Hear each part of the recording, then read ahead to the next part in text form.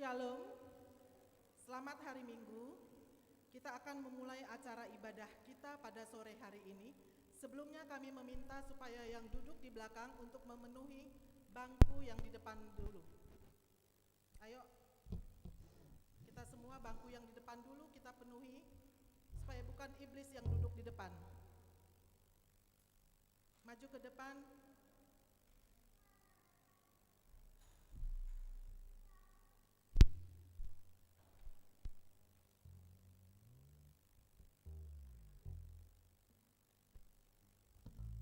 Kita penuhi dulu bangku yang di depan. Kita maju duduk ke depan.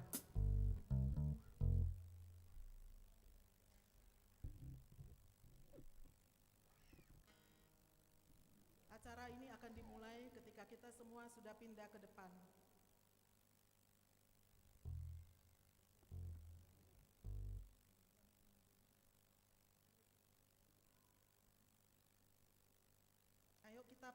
Silalah duduk ke depan.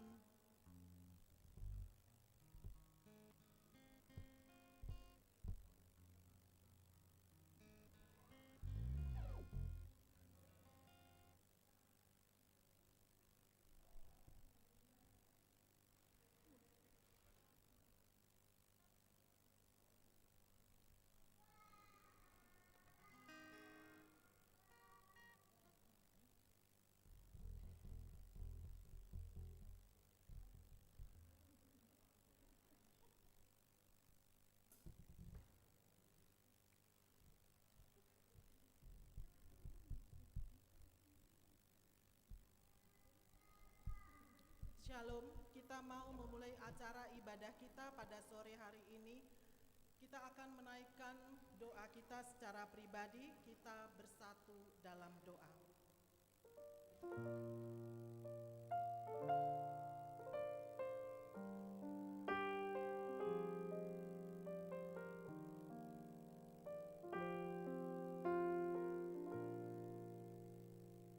Amin. Kita akan meninggikan Tuhan Yesus Kristus, kita naikkan pujian kita dengan menyanyikan lagu dari Kidung Pujian, Layak Dipuji Disembah.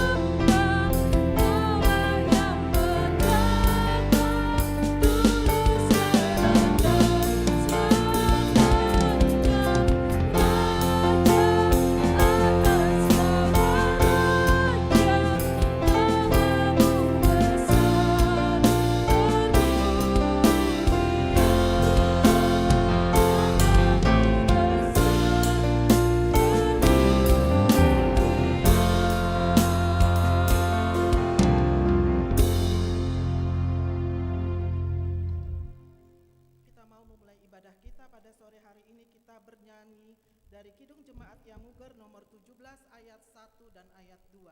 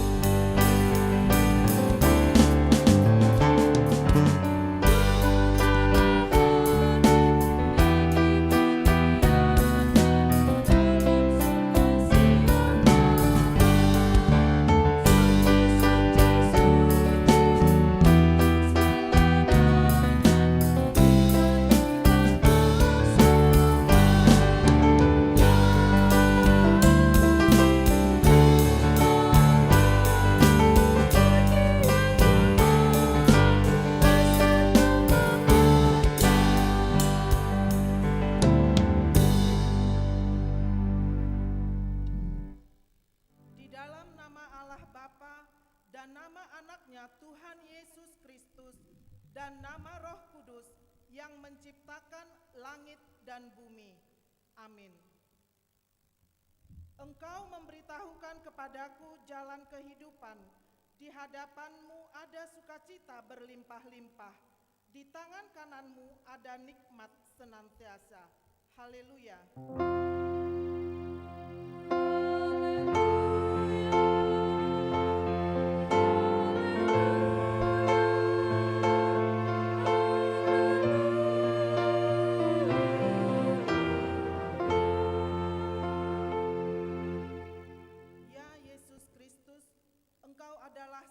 Terang kebenaran yang menerangi seluruh umat manusia di bumi ini.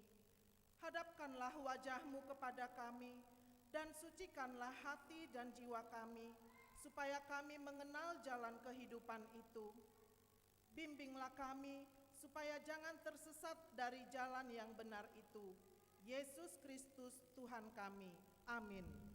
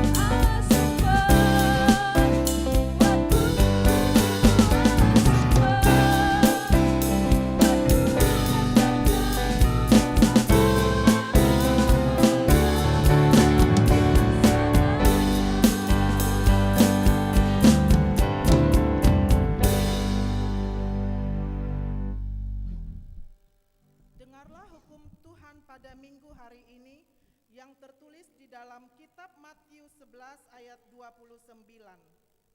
Pikulah kuk yang kupasang dan belajarlah padaku, karena aku lemah lembut dan rendah hati, dan jiwamu akan mendapat ketenangan. Demikian hukum Tuhan. Marilah kita memohon kekuatan dari Tuhan. Ya Tuhan Allah, kuatkanlah kami untuk melakukan yang sesuai dengan hukum-Mu. Amin.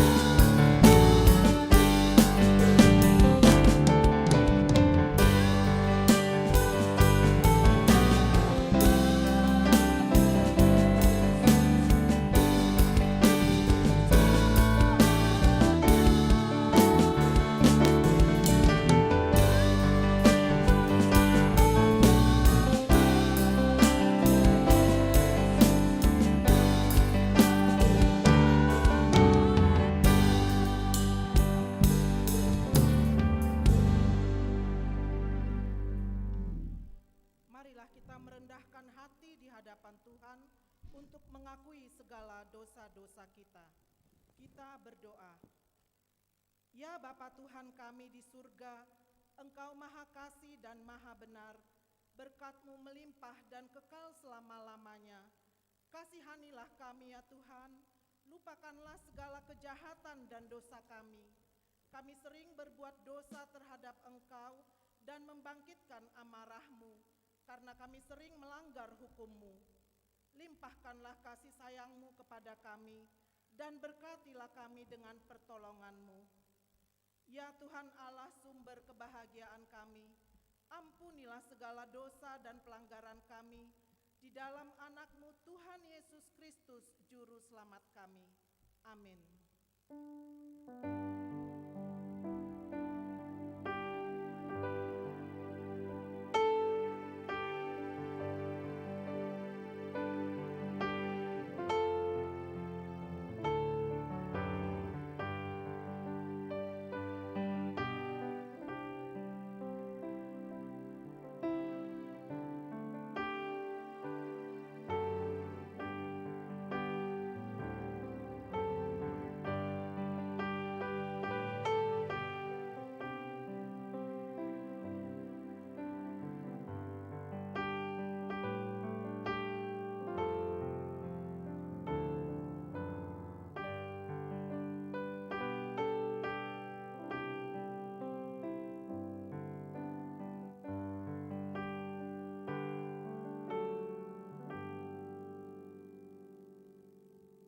Kita dengarkan janji Allah akan pengakuan dosa-dosa kita. Marilah kepadaku semua yang letih lesu dan berbeban berat. Aku akan memberi kelegaan kepadamu. Pikulah kuk yang kupasang dan belajarlah kepadaku, karena aku lemah lembut dan rendah hati, dan jiwamu akan mendapat ketenangan. Sebab kuk yang kupasang itu enak dan bebanku pun ringan. Kemuliaan bagi Allah di tempat yang maha tinggi. Amin.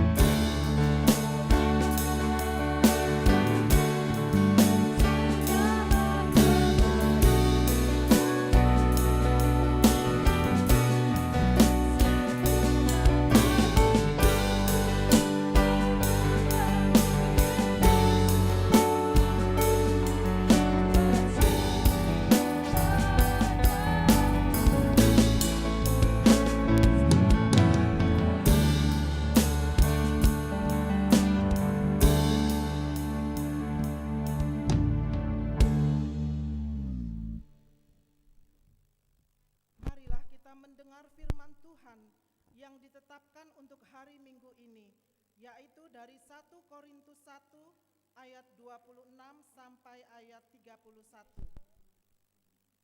Ingat saja saudara-saudara, bagaimana keadaan kamu ketika kamu dipanggil menurut ukuran manusia.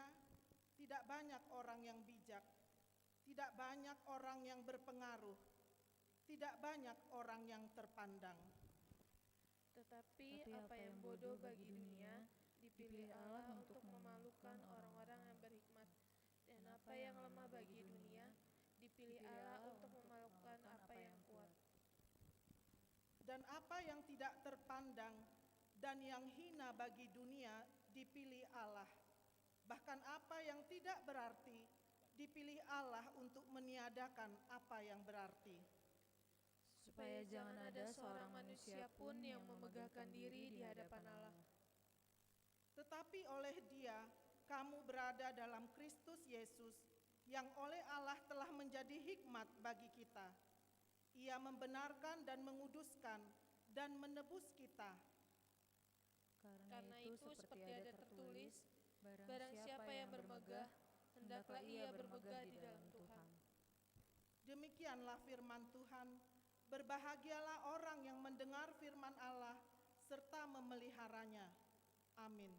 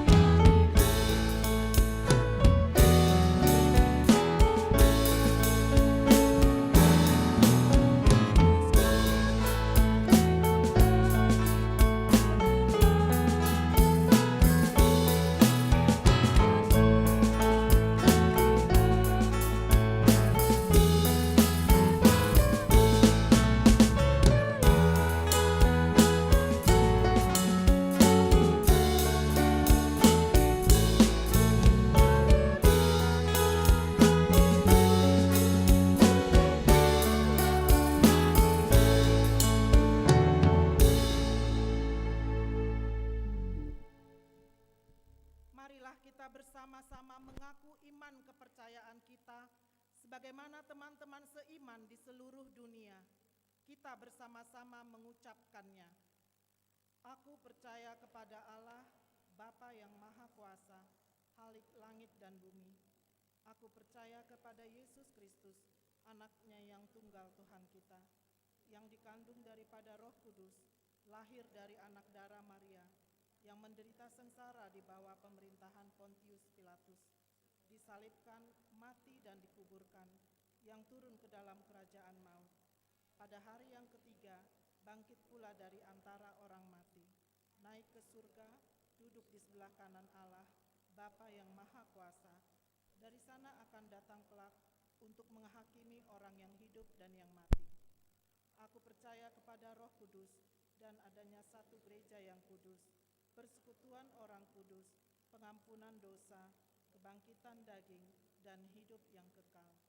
Amin.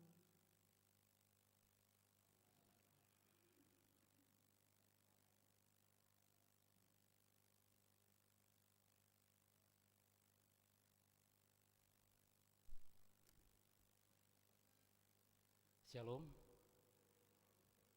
Kami akan bacakan Warta Jemaat untuk minggu ini. Warta Jemaat tanggal 29 Januari 2023. Yang pertama, nama minggu. Hari ini Minggu 29 Januari 2023 adalah minggu keempat setelah Epifanias. Topik minggu ini adalah sumber kekuatan dan hikmat. Yang kedua, pelayan ibadah kebaktian minggu. Pelayanan ibadah hari ini 29 Januari 2023 dapat dilihat dalam warta. Yang ketiga, berita dan pengumuman. Yang pertama, pembukaan pertangyangan wilayah. Pada hari Rabu, tanggal 1 Februari 2023, jemaat kita akan mengadakan pembukaan pertangyangan wilayah yang diadakan di gereja ini, masuk pukul 20.00 WIB. Untuk itu dihimbau kepada semua jemaat agar mengikuti pembukaan pertangyangan wilayah ini.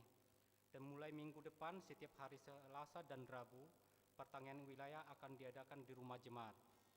Yang kedua, ibadah sekolah minggu di Rawapasung. Mulai hari Minggu 5 Februari 2023, gereja kita akan mengaktifkan kembali kebaktian sekolah minggu di Rawapasung, masuk pukul 8.00 WIB. Yang ketiga, pengecatan gereja.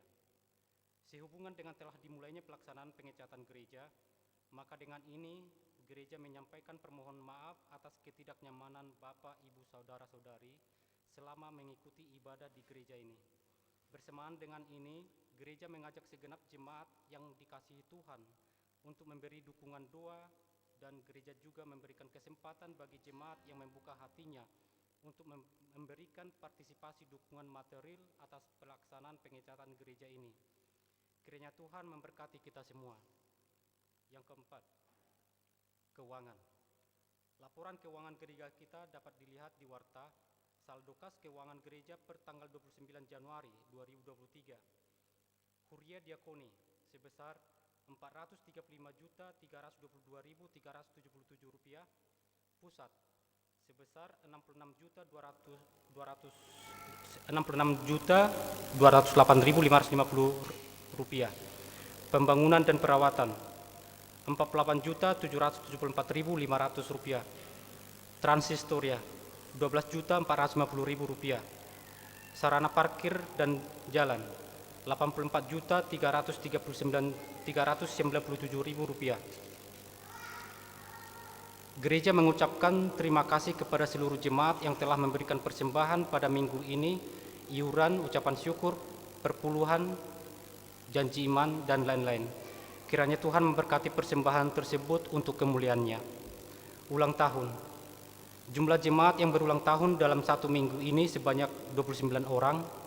Parhaladu dan jemaat mengucapkan selamat ulang tahun.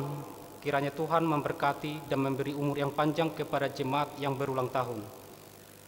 Firman Tuhan sebagai landasan sebagai sukacita kita diambil dari Yeremia 29 ayat 11. Sebab aku ini mengetahui rancangan-rancangan apa yang ada kepadaku mengenai kamu. Demikianlah firman Tuhan, yaitu rancangan damai sejahtera dan bukan rancangan kecelakaan, untuk memberikan kepadamu hari depan yang penuh harapan. Demikian pembacaan warta jemaat pada minggu ini. Tuhan Yesus memberkati.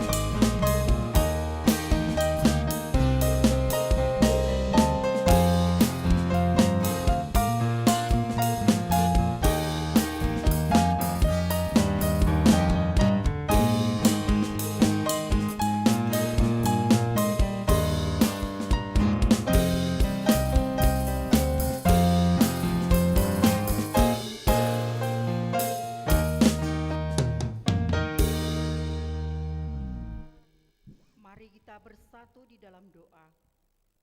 Ya Tuhan Allah Bapa di surga, Bapa yang baik, Tuhan yang maha kuasa, yang kami sembah di dalam nama anak-Mu Tuhan Yesus Kristus, Juru Selamat kami yang hidup. Terpujilah nama-Mu Tuhan atas kesempatan yang Kau berikan kepada kami pada sore hari ini. Boleh datang untuk berkumpul memuji memuliakan nama-Mu. Ya Tuhan, pada saat ini kami serahkan seluruh hidup kami ke tangan pengasihan Tuhan. Biarlah Roh Kudus-Mu senantiasa menguasai hati kami, sehingga di mana kami mau mendengarkan sebagian daripada sabda-Mu yang akan menyapa kami Tuhan pada saat ini, biarlah Roh Kudus-Mu menguasai, sehingga firman-Mu dapat kami terima di dalam hati kami masing-masing. Berfirmanlah Tuhan, karena kami mendengarkannya. Di dalam nama anak-Mu Tuhan Yesus Kristus kami berdoa dan mengucap syukur. Amin. Shalom buat kita semuanya. Terima kasih firman Tuhan yang akan menyapa kita di minggu keempat setelah Epifanias diambil dari kitab Ayub. Pasal 12 ayat 13 sampai dengan ayat 25. Demikianlah firman Tuhan. Tetapi pada Allah lah hikmat dan kekuatan, Dialah yang mempunyai pertimbangan dan pengertian. Bila Ia membongkar, tidak ada yang dapat membangun kembali. Bila Ia menangkap seseorang, tidak ada yang dapat melepaskannya. Bila Ia membendung air, keringlah semuanya. Bila Ia melepaskannya mengalir, maka tanah dilandanya. Pada Dialah kuasa dan kemenangan. Dialah yang menguasai baik orang yang tersesat maupun orang yang menyesatkan. Dia yang mengiring mentari dengan telanjang, dan para hakim dibodohkannya. Dia membuka belenggu yang berkenan oleh raja-raja dan malaikat, dan mengikat pinggang mereka dengan tali pengikat. Dia yang mengiring dan menggeleng ladah para iman dan menggulingkan yang kokoh. Dia yang membungkamkan orang-orang yang dipercaya, menjadikan para tua-tua hilang akal. Dia yang mendatangkan penghinaan kepada para pemuka dan melepaskan ikat pinggang orang kuat. Dia yang menyiapkan rahasia kegelapan dan mendatangkan kelam pekat pada terang. Dia yang membuat bangsa-bangsa bertumbuh lalu membinasakannya, dan memperbanyakkan bangsa-bangsa lalu menghalau mereka. Dia yang menyebabkan para pemimpin dunia kehilangan akal dan membuat mereka tersesat di padang belantara yang tidak ada jalannya. Mereka meraba-raba di dalam kegelapan dan tidak ada terangnya, dan Ia membuat mereka berjalan terhuyung-huyung seperti orang mabuk. Demikianlah firman Tuhan. Saudara-saudara yang kekasih di dalam nama Tuhan Yesus Kristus, kalau diteringati tentang Ayub, kita terus terbayang bagaimana penderitaan dan kehidupan Ayub. Dia adalah salah seorang laki-laki yang tinggal di tanah Uz. Dia seorang yang saleh dan yang takut kepada Tuhan, selalu menjauhkan diri dari kejahatan. Itulah kehidupan daripada Ayub. Dia sangat takut dan taat dan percaya kepada Tuhan di situasi kondisi apapun. Dan dia adalah orang yang mempunyai anak laki-laki dan anak perempuan. Dia seorang yang sangat kaya di wilayah timur. Tetapi di suatu saat Ayub menghadapi pencobaan ketika iblis dengan Allah berbincang-bincang dan mengatakan, Ayub setia, taat dan percaya kepadamu karena dia adalah seorang yang kaya, sehingga dia saleh, dia takut dan taat, dia berkecukupan. Itulah pemikiran daripada iblis di dalam perbincangan antara iblis dengan Allah. Maka Allah mengatakan, silakan ambillah semuanya, anaknya, hartanya, ambil. Tetapi dengan satu syarat, kamu tidak boleh mengambil nyawanya. Inilah dikatakan di dalam perbincangan itu, sehingga iblis pun mulai beraksi. Semua anak yang dititipkan oleh Allah mati, semua hartanya habis, dan tidak hanya itu, juga istrinya juga membuat hatinya sangat sedih. Kenapa dia sangat sedih di dalam penderitaan itu? Karena istrinya sendiri tidak menyokong atau tidak membantu di dalam penderitaan Ayub. Kita tahu dia juga sakit bara, seluruh tubuhnya busuk dan berbau. Inilah penderitaan, cobaan yang dihadapi oleh Ayub. Tapi itu semua bukan karena kesalahan, bukan karena dosa Ayub, tetapi itu terjadi karena diuji supaya semakin dinyatakan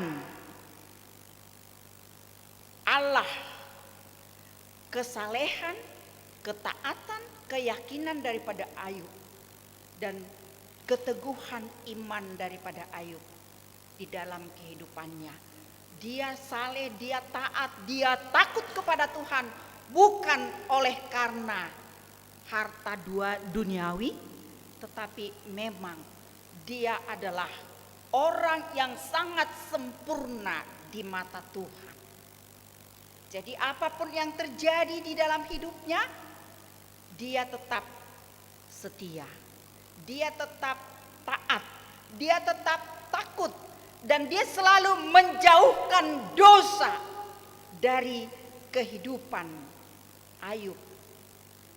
Walaupun hidupnya menderita sekalipun, dia tidak mau meninggalkan Tuhan, tetapi dia selalu membuat hubungan yang baik dan intim kepada Tuhan.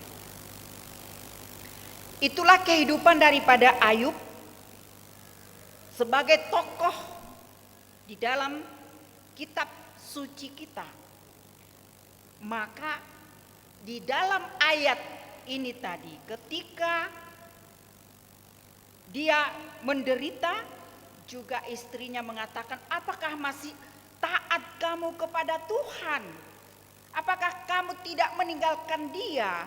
Bisa kita baca itu di ayat 9. Maka berkatalah istrinya kepadanya, masihkah bertekun engkau di dalam kesalehanmu?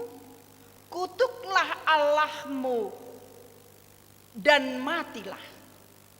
Inilah perkataan seorang istri yang sangat dekat kepada Ayub. Seharusnya Istri harus menopang, mendukung, dan selalu berdoa kepada Tuhan untuk mendoakan suaminya supaya suaminya itu bisa sehat kembali, memohon kepada Tuhan. Tetapi apa yang terjadi? Istrinya juga ikut menyakitkan hati daripada Ayub. Maka Ayub mengatakan, Tuhan telah memberikan yang manis, yang pahit pun akan diterima. Terpujilah nama Tuhan. Inilah suatu kesaksian daripada keteguhan iman daripada Ayub. Dan walaupun tadi datang juga sahabatnya 3 orang yang bernama Elifas dan Bildad dan Sofar. Mereka datang dari jauh-jauh dari tempat mereka masing-masing untuk bertemu dengan Ayub. Ketika mereka mendengarkan apa yang terjadi di dalam kehidupan Ayub, mereka datang untuk melihat, membuktikan apa yang terjadi di dalam kehidupan Ayub.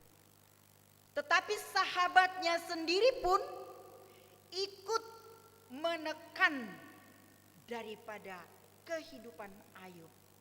Mereka berprasangka buruk kepada Ayub bahwa yang terjadi menimpa Ayub, dia menghadapi penderitaan itu, dia menghadapi cobaan itu, mereka berprasangka buruk bahwa itu karena dosa dan perbuatan Ayub yang tidak baik di mata Tuhan. Mereka tidak tahu apa perbincangan antara iblis dengan Allah. Bahwa itu terjadi, itu menunjukkan, membukti nyatakan bahwa Ayub sesakit apapun penderitaan, sepahit apapun penderitaan yang dihadapi oleh Ayub, dia tetap setia, percaya kepada Tuhan. Itu yang mau dibuktikan kepada iblis, supaya iblis itu tahu bukan karena harta kekayaan Ayub sehingga dia menjadi seorang yang saleh, yang takut kepada Tuhan dan menjauhkan segala kejahatan. Tetapi itu benar-benar adalah karena iman daripada Ayub, taat kepada Tuhan. Itu yang mau dibukti nyatakan oleh Allah, supaya iblis melihat apa yang dikatakan oleh Allah, bahwa kesalehan Ayub adalah sangat-sangat sempurna di mata Tuhan. Tapi di sini kita lihat ikut juga sahabatnya menjatuhkan hidupnya, memberikan yang tidak baik, tuduhan-tuduhan yang tidak baik, atau mereka menghakimi, sok tahu mereka. Padahal Allah yang memberikan, Allah tahu apa yang akan terjadi kepada Ayub, yang akan dilakukan oleh iblis untuk menunjukkan ketaatan dan keyakinan daripada Ayub di dalam hidupnya. Maka di sini kita lihat apa yang dikatakan oleh Ayub kepada teman atau sahabat yang datang melihat Ayub pada itu. Ayub menentang bahwa apa yang terjadi kepada dia bukan karena kesalahan, bukan karena dosanya. Dia mengklaim bahwa itu adalah seturut dengan kehendak Tuhan. Itulah jawaban daripada tuduhan daripada sahabat Ayub. Itulah nats khotbah kita pada saat ini. Maka dikatakan di sini tadi, tetapi pada Allah lah hikmat dan kekuatan. Dialah yang mempunyai pertimbangan dan pengertian. Tetapi pada Allah lah hikmat dan kekuatan, dialah yang mempunyai pertimbangan dan pengertian. Inilah kesaksian daripada Ayub di dalam penderitaan, di dalam cobaan, di dalam penderitaan yang dihadapinya di dalam hidupnya.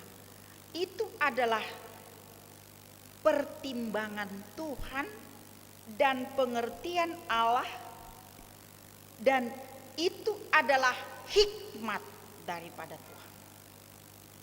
Jadi dia tidak mau untuk menyetujui apa yang dikatakan oleh sahabatnya yang 3 orang itu. Tetapi dia menolak bahwa itu adalah hikmat daripada Allah. Supaya Ayub menunjukkan keteguhan daripada imannya. Dia tidak mau jatuh ke dalam dosa ketika dia menghadapi penderitaan, tetapi dia tetap kokoh. Sepahit apapun penderitaan yang dihadapi oleh Ayub di dalam hidupnya, dia tetap setia, taat, dan dia hidup saleh di mata Tuhan. Dia tidak jauh daripada Tuhan. Dia tidak marah kepada Tuhan, tetapi dia rela untuk menerima supaya Tuhan dipermuliakan melalui kehidupan daripada Ayub. Makanya Ayub mengatakan tadi di sini bahwa di ayat 14 itu, bila ia membongkar, tidak ada yang dapat membangun kembali. Bila ia menangkap seseorang, tidak ada yang dapat melepaskannya. Bila ia membendung air, keringlah semuanya. Bila ia melepaskannya mengalir, maka tanah dilandanya. Inilah pembuktian daripada Ayub bahwa segala sesuatu yang ada di dalam hidupnya selama di dunia ini atau selama hidup orang-orang di dunia ini, itu adalah hak kuasa daripada Tuhan, bukan keinginan manusia. Bahkan pejabat-pejabat sekalipun, raja, pemimpin, orang-orang yang berpendidikan atau orang bodoh atau orang kaya, siapapun yang ada di dunia ini, dia harus tetap berpaling atau dikuasai oleh Tuhan. Hidupnya bukan hidupnya untuk keinginannya saja, tetapi hidup seseorang, hidup semua ciptaan Tuhan, siapapun dia, harus tetap seturut dengan kehendak Tuhan. Itu yang dikatakan di dalam nats ini, supaya tetap taat setia kepada Tuhan. Itulah yang dapat dibukti nyatakan oleh Allah kepada iblis, bahwa Ayub bukan karena kekayaannya dia setia, tetapi dia adalah memang benar-benar orang yang sangat saleh dan takut kepada Tuhan dan percaya kepada Tuhan, dan dia tidak pernah memberikan hidupnya kepada kejahatan-kejahatan yang ada di dunia ini. Tetapi ketika ada kejahatan yang mencoba mempengaruhi dirinya, dia menjauh.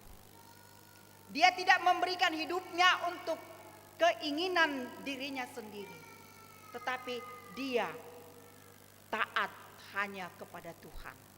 Dia memberikan hidupnya untuk kemuliaan bagi nama Tuhan, supaya melalui tindakan perbuatan Ayub, nama Tuhan semakin dipermuliakan. Dan kehidupan Ayub di sini menjadi motivasi kepada setiap orang yang percaya kepada Tuhan Yesus Kristus. Di sepanjang kehidupan kita di dunia ini tidak akan mulus. Semua akan bisa kita hadapi selama di dunia ini. Karena di dalam dunia inilah suatu untuk menempa kita. Menempa setiap keimanan, ketaatan setiap orang yang percaya kepada Tuhan selama di dunia ini, selama diberikan Tuhan kita hidup di dunia ini.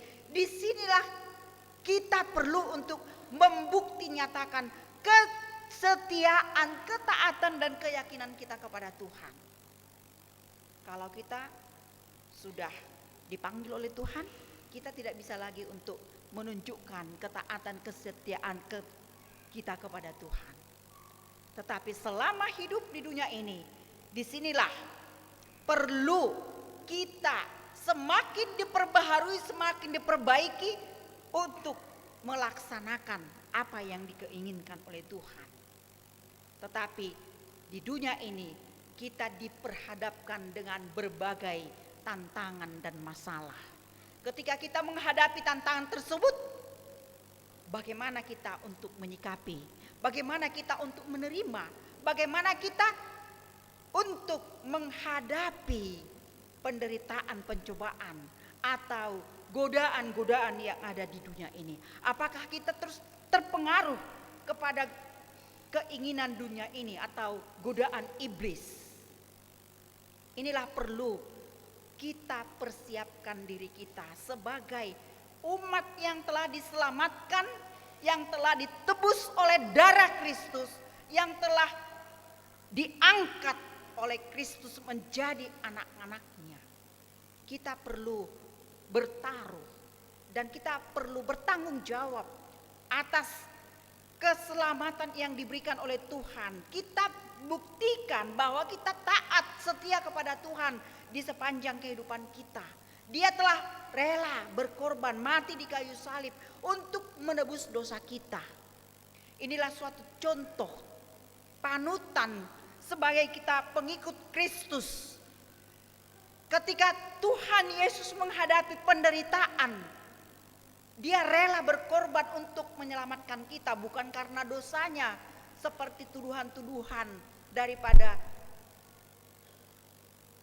teman daripada Ayub tadi.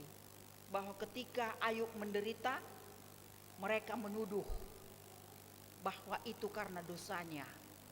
Dan ini juga Tuhan Yesus juga menderita bukan karena dosanya, tetapi dosa manusia. Maka perlu kita imani dan kita hidupi sepanjang hidup kita di dunia ini, supaya bagaimana Tuhan Yesus telah membebaskan dan menyelamatkan kita dari dosa, Dia rela berkorban bukan karena dosanya. Apalagi kita manusia, kita banyak kelemahan dan kekurangan kita, dan kita diuji selama di dunia ini. Perlu kita teladani kehidupan Tuhan Yesus di sepanjang kehidupan di dunia ini. Juga perlu kita teladani seperti tokoh yang kita lihat di buku Alkitab kita, yaitu Ayub tadi. Dia tidak meninggalkan Tuhan sepahit apapun penderitaan yang dihadapi, tetapi dia tetap imannya tidak mati, tapi imannya semakin bertumbuh sehingga dia naik kelas. Imannya semakin bertambah sehingga Tuhan memberikan anugerah yang luar biasa dan berkat kepada Ayub. Dan kalau kita baca sampai ayat selanjutnya, bahwa semua anaknya, semua hartanya kembali 2 kali lipat hartanya kembali. Itulah karena ketaatan dan kesetiaan Ayub di situasi kondisi apapun di dalam hidupnya. Dia tidak meninggalkan Tuhan, tetapi selalu memberikan hidupnya, menyerahkan hidupnya kepada Tuhan. Dia menerima apa adanya Apa yang terjadi di dalam hidupnya, dia tetap bahwa Tuhan tetap bersama dengan Ayub sehingga dia mempunyai kekuatan. Dan topik minggu hari ini mengingatkan kita bahwa Allah sumber kekuatan dan hikmat. Marilah kita terima hikmat daripada Tuhan melalui keyakinan kita kepada Tuhan Yesus Kristus, karena dialah sumber hikmat di dalam hidup kita dan sumber kekuatan, sehingga kita boleh mampu untuk menghadapi tantangan hidup di dunia ini dan kita dapat berkemenangan di dalam nama Tuhan Yesus. Kiranya Tuhan Yesus memberkati kita. Amin. Kita berdoa. Ya Tuhan Allah Bapa di surga, terima kasih Tuhan atas kesempatan yang Kau berikan kepada kami untuk mendengarkan firman-Mu, supaya kami tetap teguh di dalam iman di situasi kondisi apapun yang kami hadapi di dunia ini. Kami harus tetap setia, taat dan percaya dan tidak jatuh ke dalam dosa. Kami tetap taat kepadamu ya Tuhan. Inilah yang Engkau ingatkan kepada kami, dan ketika kami menghadapi penderitaan di dunia ini, ajar kami untuk menerima kekuatan yang daripada Tuhan, karena Engkau adalah sumber kekuatan bagi kami dan sumber hikmat, sehingga kami mampu untuk menghadapi tantangan-tantangan yang ada di dunia ini, sehingga kami tidak jatuh ke dalam dosa. Ajari kami Tuhan, sertai kami, lindungi kami melalui Roh-Mu yang kudus, sehingga Roh Kudus-Mu menguatkan kami dan mengajari kami untuk berjalan di jalan kebenaran-Mu. Berikanlah Tuhan sukacita, berikanlah kesehatan, dan tunjukkanlah kuat kuasa-Mu di dalam kehidupan kami di dunia ini, sehingga kami senantiasa bersandar, menyerahkan hidup kami ke tangan pengasihan Tuhan, sehingga kami beroleh keselamatan dan kehidupan kepadamu. Ya Tuhan, kami berdoa buat jemaat-Mu yang dalam keadaan sakit, berikan kesembuhan kepada mereka Tuhan. Terlebih kami berdoa buat anak Amang pendeta kami, Amang Silaban, yang masih dirawat di rumah sakit. Biarlah Tuhan memberikan kesembuhan, kesehatan kepada mereka, sehingga Amang pendeta kami bisa dapat melayani kembali dengan baik. Dan kami juga berdoa buat jemaat-Mu yang berulang tahun, baik berulang tahun perkawinan, ulang tahun bertambah umur. Biarlah Tuhan senantiasa memberikan sukacita kepada seluruh jemaat-Mu, sehingga mereka tetap bersyukur dan setia di sepanjang hidup yang Kau berikan kepadanya. Tuhan, sertai kami jika jemaat-Mu akan pulang kembali ke rumah mereka masing-masing. Jauhkan segala mara bahaya. Inilah doa permohonan kami ya Bapa pada saat ini. Kiranya Engkau mendengarkan doa permohonan kami, hanya di dalam nama anak-Mu Tuhan Yesus Kristus kami berdoa dan mengucap syukur. Amin. Kita bernyanyi sambil mengumpulkan persembahan kita yang kedua.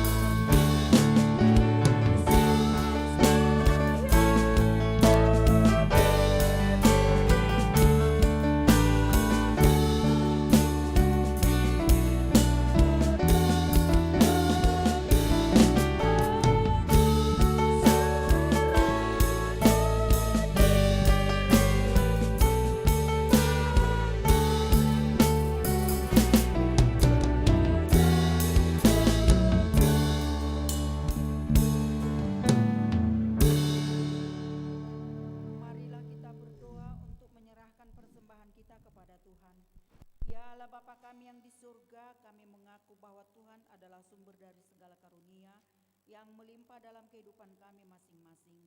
Sebahagian daripada karunia itu kami serahkan kembali sebagai persembahan kepada Tuhan. Terimalah dan berkatilah persembahan umat-Mu ini, agar dapat kami pergunakan untuk pekerjaan dan pelayanan kerajaan Tuhan di dunia ini. Bukakanlah hati kami untuk mengenal betapa banyak berkat dan karunia yang kami peroleh dari Tuhan, supaya kami senantiasa bersyukur kepadamu. Di dalam nama Yesus Kristus Tuhan kami. Amin.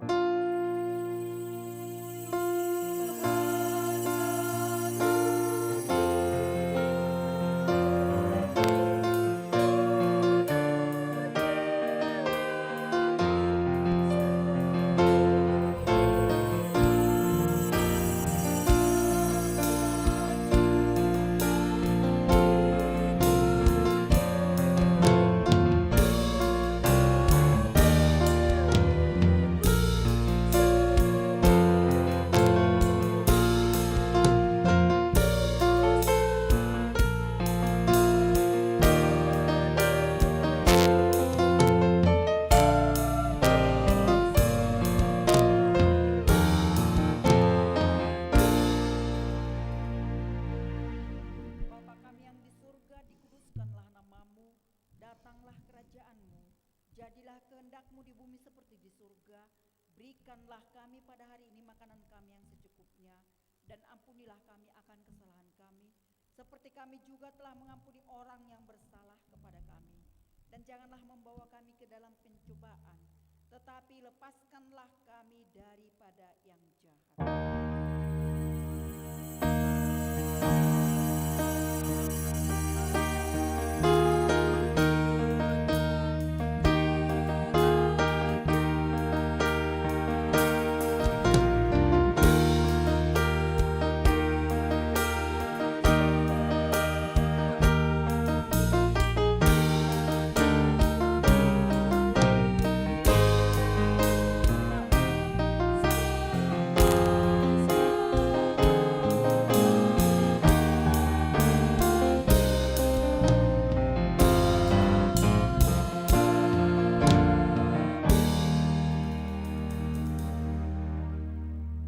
Pulanglah dengan sejahtera dan terimalah berkat Tuhan. Tuhan memberkati kita dan melindungi kita. Tuhan menyinari kita dengan wajah-Nya dan memberi kita kasih karunia. Tuhan menghadapkan wajah-Nya kepada kita dan memberi kita dengan damai sejahtera.